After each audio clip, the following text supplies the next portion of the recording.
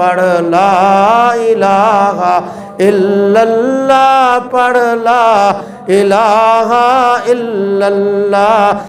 میری عمر 20 سال تھی تب میں نے ایک لڑکے سے نکاح کیا تھا مسجد میں۔ لڑکی کی طرف سے کوئی ولی نہیں تھا۔ 2 سال گزر گئے، میرے گھر والوں کو بھی خبر نہیں تھی۔ اب 1 سال ہو گیا، اس شخص نے مجھے طلاق دی ہے، تو میرا جو نکاح ہوا تھا ولی کے بغیر، وہ نکاح باطل تھا یا درست؟ وہ نکاح تو درست تھا، جو کہ آپ کی عمر 20 سال تھی، آپ چھوٹی نہیں تھی۔ بہرحال اگر اسی شخص سے دوبارہ نکاح کرنا چاہتی ہو تو کر لو، اور بہتر ہے کہ کر لو کہ عورت پہلے خاوند کی طرف لوٹ جائے تو زیادہ بہتر ہوتا ہے۔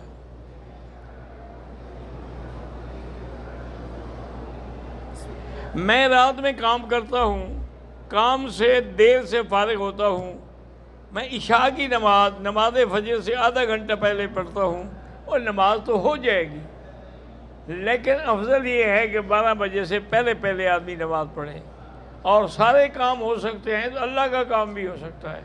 نماز کی دیر کے لیے ہر حال چھٹی کر لے تو بہتر ہے۔ احرام کی حالت میں خوشبو والا جوس میں نے پی لیا، کوئی فرق نہیں پڑتا، یہ کوئی خالص جوس تھوڑے ہوتے ہیں، ان میں تو ملاوٹ کی جاتی ہے، لیکن نہ پیے تو بہتر ہے، مطلب باہر دب نہیں پڑتی۔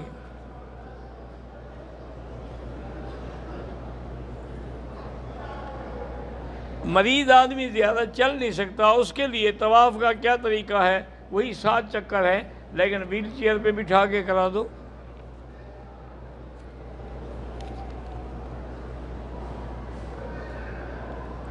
میں اپنی بھابھیوں سے نہیں بولتا، اچھا کرتے ہیں، یہ کوئی قطع رحمی نہیں ہے۔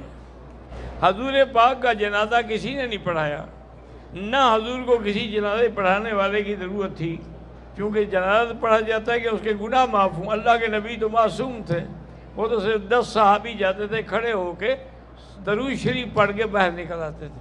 3 دن تک یہ سلسلہ جاری رہا۔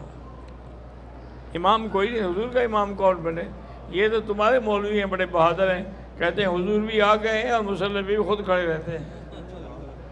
یہ بڑے بہادر لوگ ہیں جی، جلوس نکالیں گے نا جی، پھر حضور آ رہے ہیں، حضور آ رہے ہیں، ان کے روضے کی شکل بھی بنی ہوئی ہے، خود جو ہے ماشاءاللہ اونٹنی پہ یا گھوڑے پہ بیٹھے ہیں، اللہ کے نبی کا جلوس اٹھایا، انا للہ و انا الیہ راجعون۔ اللہ ہدایت دے۔